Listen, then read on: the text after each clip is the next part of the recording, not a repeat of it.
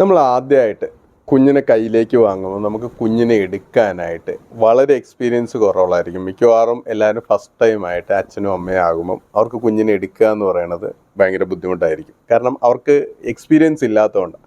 അതുകൊണ്ട് തന്നെ കുഞ്ഞിനെ നമ്മൾ എടുത്തുകൊണ്ട് നടക്കുമ്പോൾ ആദ്യത്തെ ദിവസങ്ങളൊക്കെ കുഞ്ഞ് ഭയങ്കര കരച്ചിലൊക്കെ ആയിരിക്കും. അവർക്ക് കുഞ്ഞിന് നല്ല ബോഡി പെയിനും പ്രശ്നങ്ങളൊക്കെ ഉണ്ടാകുന്നുണ്ട്. കുഞ്ഞിനെ എടുക്കുമ്പോൾ എപ്പോഴും നമ്മുടെ ഈ കൈത്തണ്ടയ്ക്ക് ഉള്ളിൽ കുഞ്ഞിൻ്റെ തല നിൽക്കണം. അതുപോലെ തന്നെ നട്ടെല്ലിനും താഴത്തും സപ്പോർട്ട് കിട്ടത്തക്ക രീതിയിൽ ഇങ്ങനെ ആയിരിക്കണം നമ്മൾ എടുക്കേണ്ടത്. അതല്ല എങ്കിൽ നമ്മളിങ്ങനെ കൈക്ക് നല്ല സപ്പോർട്ട് കൊടുത്തായിരിക്കണം എടുക്കേണ്ടത്.